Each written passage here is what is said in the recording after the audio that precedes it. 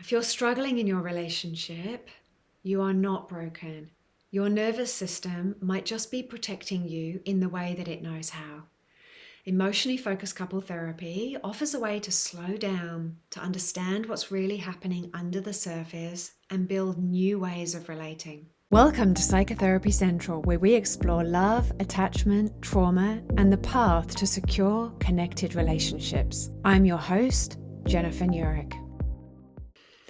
Hello and welcome back to Psychotherapy Central. I'm Jennifer Nurick. I'm a clinical psychotherapist, couples therapist, and energetic healer based in Sydney, Australia. And today I'm talking about something that really lights me up: emotionally focused couple therapy, or EFCT.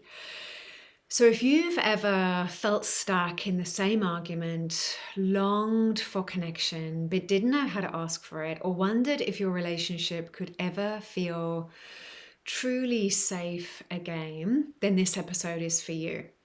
So EFCT is grounded in the science of adult attachment, one of my favorite topics, and it's one of the most effective and deeply human approaches to helping couples reconnect. In this episode, I'll walk you through what EFCT is, how it works, who it helps, and why I believe so passionately in this work. So whether you're a therapist, in a relationship, or you're just curious, I hope this conversation gives you insight, hope, and maybe even a little bit of healing. Emotionally focused couple therapy was developed by Dr. Sue Johnson and is rooted in adult attachment theory that comes out of childhood attachment theory.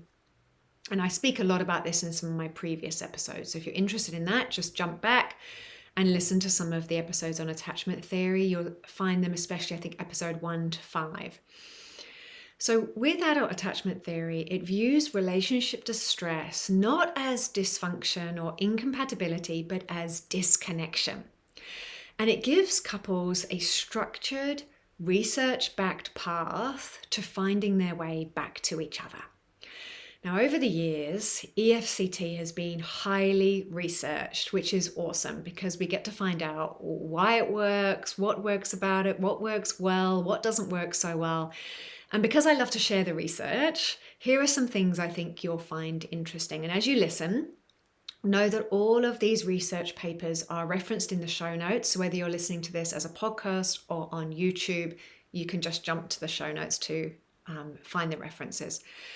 So the first piece of research I want to talk about says that 75% of couples move from distress to recovery when they undergo EFCT. So I'm going to say that again. 75% of couples who undergo EFCT move from the research-based academic measurements for relationship distress to recovery. The second piece of research shows that 90% of couples show a significant improvement in their relationship satisfaction. 90%. The third piece of research shows that long-term results are stable or improve over time.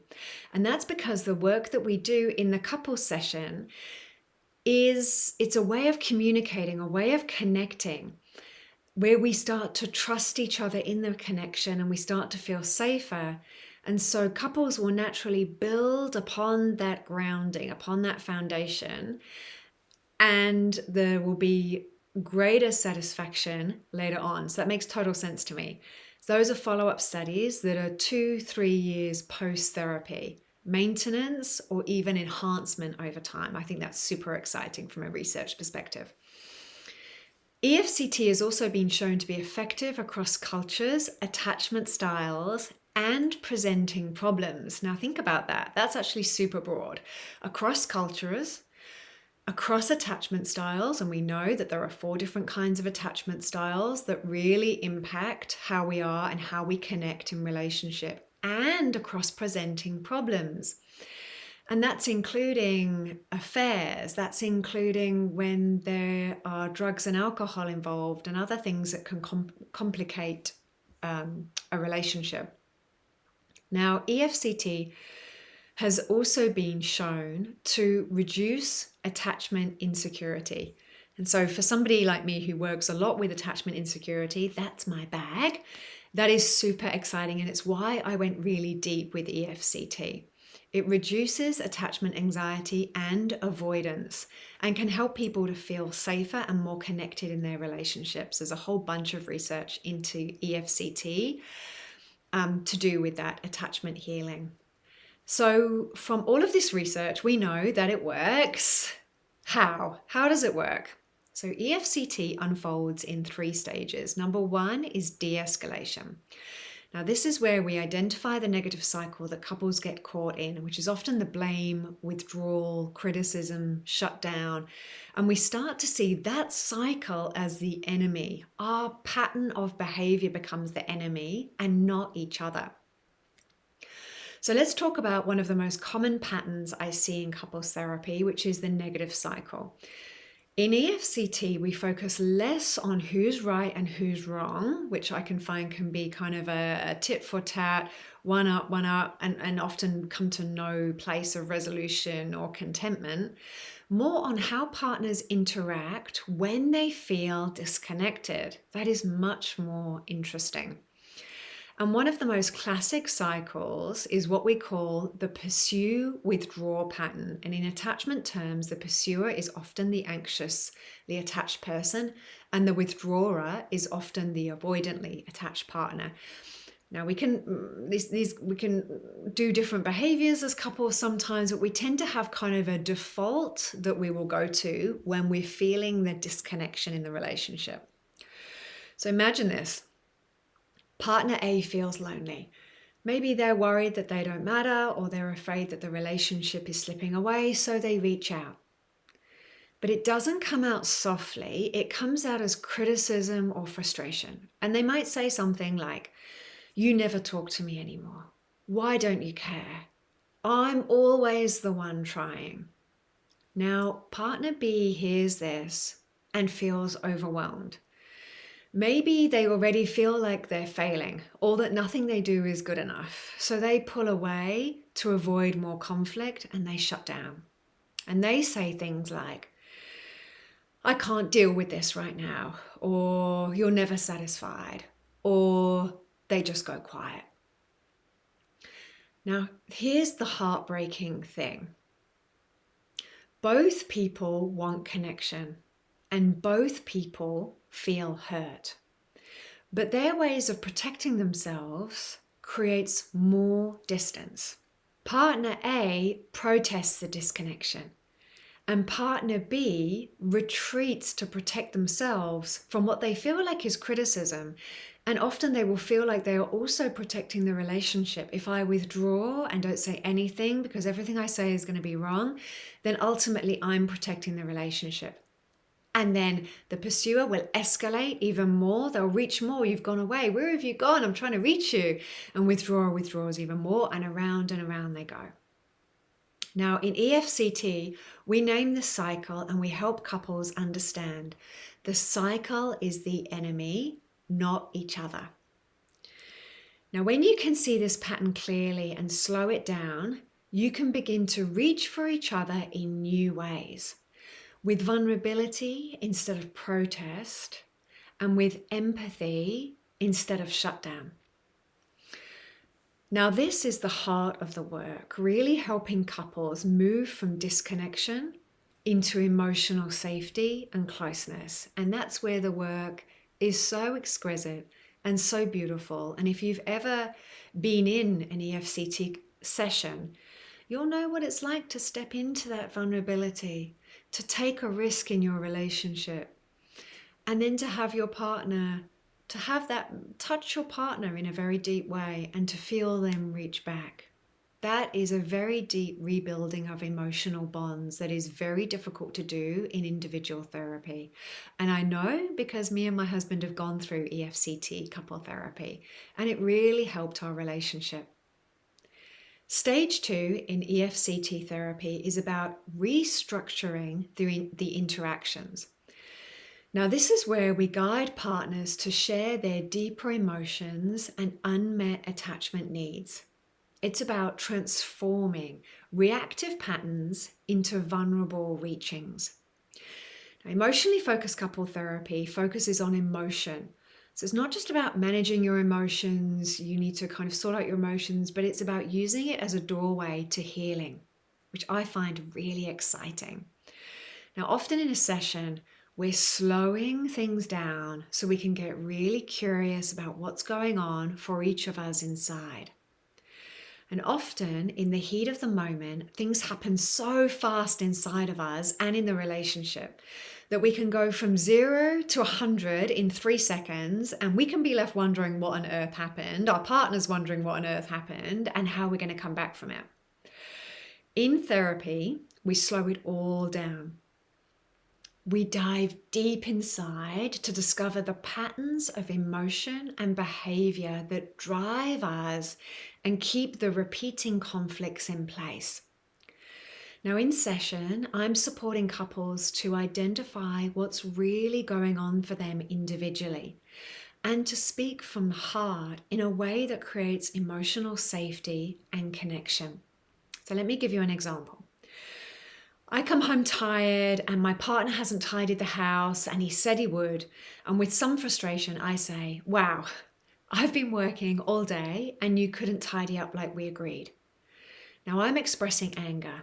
Now, how does my partner respond to being attacked? Just think about that for a moment. Defensiveness. They're left with actually little choice but to defend. And that defense might sound like, oh, I got sidetracked fixing the garage. It's never enough for you. Now, if we pause in this interaction and we get curious about what's happening in the moment when you walked in, what did you feel when you saw the messy house? Well, I felt disappointed and like I don't really matter. And that's the softer, more vulnerable feeling under the expressed anger. I talk about this a lot more in my book, Heal Your Anxious Attachment, and how to access and share this. The second part of my book is all about how to do this as a couple. Yeah, it's called Heal Your Anxious Attachment, available from all major bookstores. So in this example, you'll be wanting to share more vulnerable feelings and your attachment need.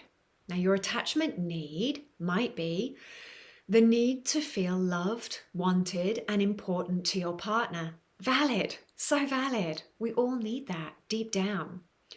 The need to know that your partner will be there when you need them, that they have your back, to feel that your partner is your team, to feel close, the two of you are a team. The need to feel appreciated. This is a big one I find for avoidant partners and often men. A need to feel appreciated and a need to be understood and accepted. I find that more with the anxious styles. So in this example, I said, I felt disappointed and like I don't really matter. And my attachment need here is to feel important to my partner. So a vulnerable reach might sound like, when I saw the house messy, I feel disappointed. And like I don't really matter, and I really want to feel important to you. Now listen to the difference between the original, wow, I've been at work all day and you couldn't tidy up like you said you would. And when I see the house messy, I feel disappointed and like I don't really matter, and I really want to feel important to you. Can you hear how the second version doesn't invite defensiveness? That when you approach with more vulnerability, you're likely to receive a softer response. So if this is sounding difficult and miles away from where you are in your relationship, don't worry. This happens organically in session. And it's my job or your therapist's job to help you to connect with what is happening underneath the expressed behavior or expressed emotion and to create the relational safety to share it, which helps to build or repair the damaged attachment bonds between you and support you to move out of your negative cycle of repeated conflict. So I will bracket this with, if you're in a relationship that is abusive, verbally abusive, mentally abusive physically, then this work might not be appropriate for your relationship. And I would really advise you to speak to a couples therapist individually and get some advice. So that's stage 2, easy. And then for stage 3, that's the consolidation stage. This final stage helps couples integrate new patterns and build lasting trust and closeness. This is when couples come in and share their successes. And it's often in the small moments the success is really felt. So when you wanted to lash out and that was your old way and you managed to pause and do something different. It's a really exciting phase. I often find my clients get super excited. I get super excited where there's more vulnerable conversations that are just organically happening, where there's more authenticity, more authentic intimacy and trust. And it's a time of excitement and a lot of hope for the relationship. And often, like the research shows, that carries on even when the therapy is finished 2, 3, 4, 10, 20 years later. So I use emotionally focused couple therapy with a wide range of couples. Some couples are just starting out and want to build a strong foundation. Others already can see some teething issues even before they've got married and come and do some work, which is just amazing to see in the younger generation, people who are younger than me. And others have been together for decades and are navigating betrayal or just a feeling of disconnect once the children are grown up, or the grind of everyday stress. This kind of work is really helpful for high conflict couples, emotionally distant partners, people healing from past trauma. I work with a lot of people who have some form of CPTSD, childhood trauma. And of course, we bring some of that patterning into our intimate relationships. And so I hold a space a lot for couples who come with an intense, rich trauma history. And that can be some very satisfying work for me and for my clients. And I also work with a lot of couples with mixed attachment style dynamics, and especially the anxious and avoidant dynamic, one I know well, as I've said in other podcasts, from the inside out, because it's a dynamic that is in my relationship too. EFCT works because it doesn't pathologize. It's very deeply humanizing. So we very much come from a stance of, given our history, given our context, a lot of what happens in our relationships makes sense. It helps each partner understand their reactivity as a response to disconnection and fear, and not a sign of being a failure, of being flawed. And it is incredibly moving to see couples soften when they realize their partner's anger or shutdown is actually protective. That it comes from fear of not mattering, of not being good enough, or of being left. Emotionally focused couples therapy isn't just a method. It's a way of seeing people and a way of honoring the deep human need for connection. I fell in love with this work because it offers couples a chance to heal, not just in the present, but in the past. And when partners learn how to show up for each other, to speak their pain without blame, to respond with empathy, it deeply changes them. It repairs old attachment wounds. It builds trust, emotional safety, and a foundation that can withstand real life. It's building different attachment patterns that we might never have had the opportunity to build in our childhood or even pre-relationship. I've seen couples on the brink of separation find their way back to each other. I've watched moments of disconnection turn into moments of deep care and understanding. It's powerful because it's not about fixing, it's about deeply feeling, taking risks, and being met, about reaching out and having that reach reciprocated. About helping partners say, I need you, I hear you, and I'm here. If you're struggling in your relationship, you are not broken. Your nervous system might just be protecting you in the way that it knows how. Emotionally focused couple therapy offers a way to slow down, to understand what's really happening under the surface and build new ways of relating. If this work resonates with you, I invite you to learn more. I work with couples using EFCT blended with parts work. You might have heard of that And part of the model I use is some internal family systems, also some transactional analysis, which I talk about in depth in episodes 5 to 11 of the podcast, which helps to deepen self-awareness and healing. So whether you're in Australia, the US, the Middle East, wherever you are in the world, I see people from all over. I offer sessions during the day here in Australia, which means evening appointments are available to many of you overseas. You can find out more or book a session at psychotherapycentral.health. And if this episode gave you insight, I'd love if you could share it with someone who might benefit, or leave a review, give it a rating. It helps the podcast reach more people who need it. Thank you so much for being here. Thank you for caring about your relationships. And thank you for doing the work of healing, because every secure bond you build helps ripple safety and love into the world. Take care, and I'll see you next time. Much love, Jen. Thank you for joining me on this episode. If you want to learn more about all things love, attachment, and trauma, I'd love to connect with you on Instagram at psychotherapy.central, or visit my website at psychotherapycentral.health. If you enjoyed this episode, I'd greatly appreciate it if you could leave a review and a 5-star rating.